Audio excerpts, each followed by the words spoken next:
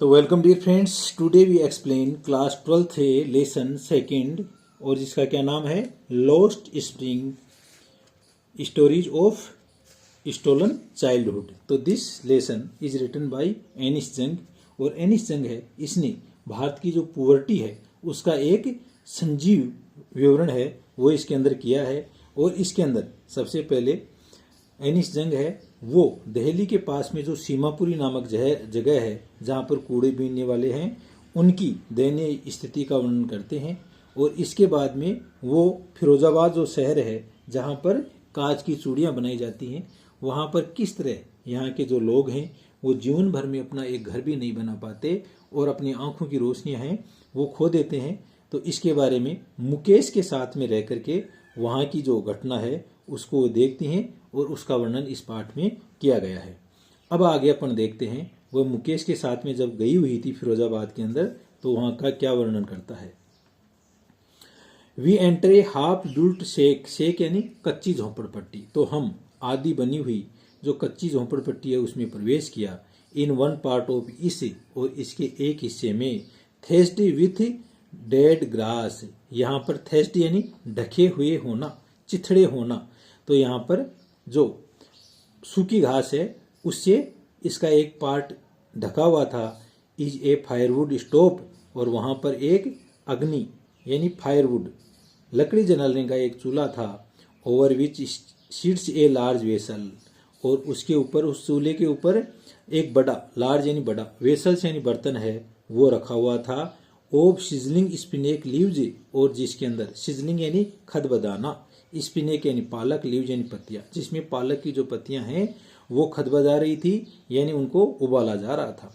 On the ground जमीन पर in large aluminium platters, बड़ी बड़ी एल्यूमिनियम की जो प्लेट हैं, are more chopped vegetables, chopped यानी छोटे छोटे हिस्सों में काटना, चॉप्ड, जिनको छोटे छोटे हिस्सों के अंदर काटा गया था। A frail young women, frail यानी कमजोर, वीक वेरी वीक, फ्रेल यानी वेरी वीक, तो एक कमजोर औरत है। A frail young women is cooking the evening meal, और वह शाम का जो भोजन है वो पका रही थी। यानी वो जो मिट्टी का चूल्हा था जिसमें लकड़ी जलाई जाती हैं उस चूल्हे के ऊपर एक कमजोर औरत है वो पालक और अन्य सब्जियां हैं यानी वो शाम का भोजन पका रही थी। फॉर द होल फैमिली, पूरे के पूरे परिवार के लिए, होल यानी कंप्लीट। Through eyes filled with smoke she smiles, हालांकि उसकी आंखें हैं वो स्मोक यानी धुएं से भरी हुई थी। सी स्माइल्स, लेकिन वह मुस्कुराती है। She is the wife of Mukesh elder brother, वह मुकेश का जो बड़ा भाई है उसकी पत्नी है। वो कौन है? मुकेश का जो बड़ा भाई है उसकी पत्नी है। नोट मच ओल्डर इन ईयर्स, हालांकि वह वर्षों के अंदर ज्यादा बड़ी नहीं हुई है। She has begun to command respect as the bahu, she has begun to command, वह कमांड यानी कमांड रेस्पेक्ट, वह आदर देने लग गई है। एज बहू, एक बहू के रूप में उसको आदर मिलने लग गया। द डॉटर इन लॉ, और बहू का क्या मतलब होता है? डॉटर यानी पुत्र की, डॉटर इन लॉ यानी पुत्र वधू हो गई वो। ऑफ द हाउस, वह उस घर की पुत्र वधू थी। Already in charge of 3 men, और उसके पास प्रभार था 3 व्यक्तियों का। 3 व्यक्ति कौन कौन? एक तो हर हस्बैंड उसका पति, एक मुकेश, मुकेश स्वयं, एंड देयर फादर, और उसके पिताजी का। तो इन 3 लोगों का वह खाना है वो बनाती थी। When the older man enters, और जब कभी बड़ा व्यक्ति है वो उस घर के अंदर एंटर करता है, प्रवेश करता है।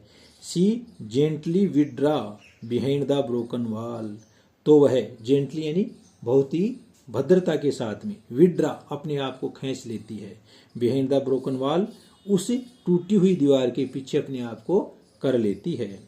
And bring her well, well घूंघट को बोलते हैं बच्चों, और वह अपना जो घूंघट है उसको ले आती है। क्लोजर टू हर फेस, अपने चेहरे के बिल्कुल पास लेकर के आ जाती, ले आती है उसको। एज कस्टम डिमांड्स, और जिस तरह से, कस्टम यानी रीति रिवाज, डिमांड्स यानी मांग करते हैं, और जिस तरह से रीति रिवाज मांग करते हैं। Daughter in law must veil their faces, कि एक पुत्र वधू है उसको अवश्य ही अपना चेहरा ढक लेना चाहिए, अपने चेहरे पर घूंघट कर लेना चाहिए। मस्ट यहाँ पर मस्ट अति आवश्यक के लिए आता है।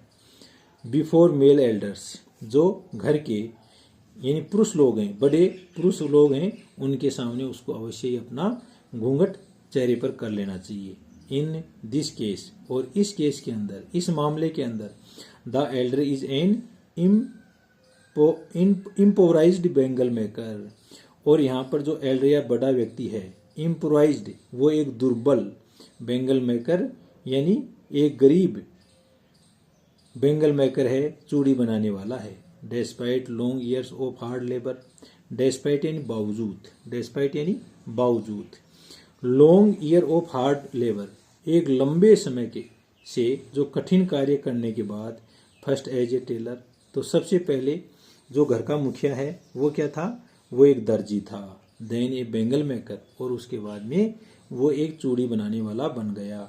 He has field A renovate a house, he has failed, failed यानी असफल होना, वह असफल रहा। टू रिनोवेट, रिनोवेट यानी पुनर्निर्माण करना, पुनर्जीवित करना, ए हाउस, तो वह एक अपना घर है उसका भी पुनर्निर्माण नहीं करा सका। Send his two sons to school, और न ही वह अपने 2 लड़कों को विद्यालय के अंदर भेज पाया। All he has manage to do, और इन सब चीज़ों को इसने मैनेज कर लिया, प्रबंध कर लिया। टू डू इज थेच देम, यानी उनके ऊपर, थेच यानी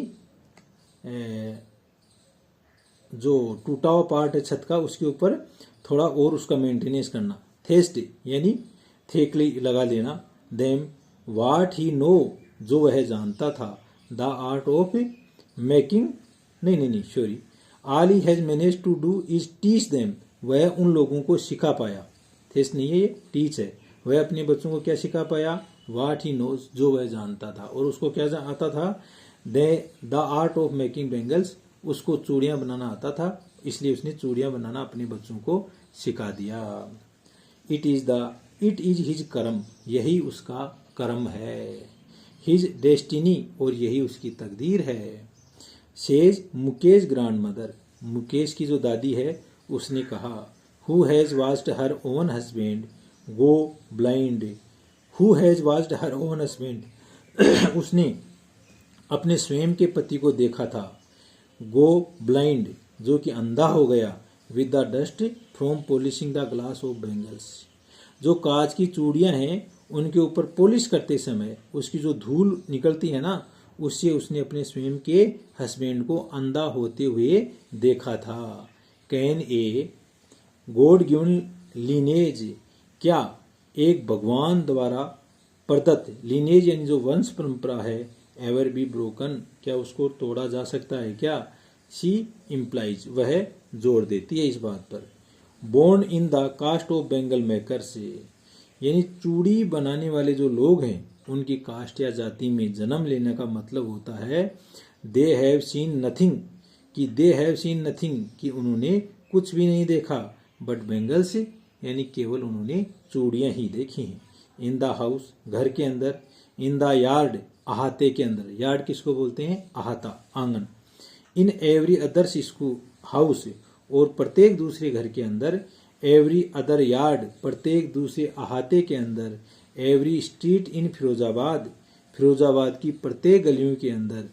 स्प्रिल्स ऑफ, स्प्रिल्स कुंडलियों को बोलते हैं, स्प्रिल्स ऑफ बेंगल्स, यानी चूड़ियों की जो कुंडलियां हैं। सन्नी गोल्ड, जिसमें सुनहरी, गोल्ड जैसी सुनहरी कलर की हो सकती हैं। पेडी ग्रीन, धान की तरह हरी हो सकती हैं। रॉयल ब्लू, शाही नीली हो सकती हैं। पिंक यानी पिंक कलर की हो सकती हैं। पर्पल, बैंगनी हो सकती हैं। Every colour born out of the 7 colour of rainbow, और इंद्रधनुष के 7 रंगों से जो जो रंग उभर करके आता है, उन सभी कलर की बेंगल्स की स्प्रिल्स वहां पर थी। लाई इन माउंट्स इन अनकेप्ट यार्ड, लाई इन माउंट्स, माउंट्स यानी ढेर, और ये सभी ढेरों के अंदर पड़ी हुई थी। इन अनकेप्ट यार्ड से, ये जो उनके यार्ड से जो आते हैं उनके अंदर इधर उधर पड़ी हुई थी। Are piled on 4 wheels hand carts, piled यानी ढेर लगाना, और इन सब चीज़ों का ढेर लगाया गया था। ऑन 4 व्हील्ड हैंड कार्ड्स, 4 पहियों से चलने वाली जो हाथ से खींची जाने वाली गाड़ियां थी उनके अंदर पुश्ड बाय यंग मैन, और उनको जवान लोग धक्का देते अलोंग द नैरो लेन्स, उन सकड़ी गलियों के अंदर, लेन्स यानी गलियां, of the scenty town, scenty यानी जो बदबूदार कस्बा था उसकी तंग गलियों के अंदर वो लोग इनके धक्का देते थे। And in dark hutments, hutments यानी झोंपड़ पट्टी, और ये जो काली झोंपड़ पट्टियां हैं next the line of flames, जहां पर फ्लेम्स यानी जो फ्लेम्स रोशनी की जो आग की चिंगारी की जो लो होती है उसको बोलते हैं। ओ फ्लिकरिंग, वो टिमटिमाती थी। ऑयल लैम्प्स, ऑयल लैम्प की जो फ्लेम्स या ज्वाला है वो वहां पर टिमटिमाती रहती थी। Sit boys and girls with their fathers and mothers, और वहां पर लड़के और लड़कियां हैं वो अपने माता पिता के साथ में बैठ जाते।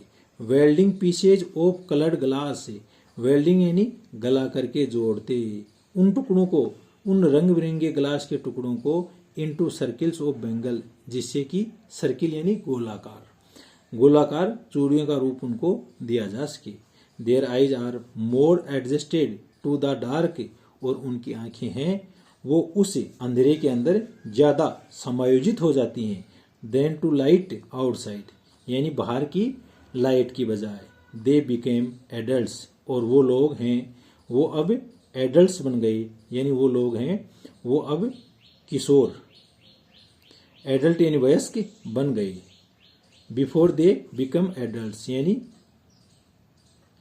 वो वयस्क बनने से पहले। तो थैंक यू दोस्तों, आज इतना ही। ओके।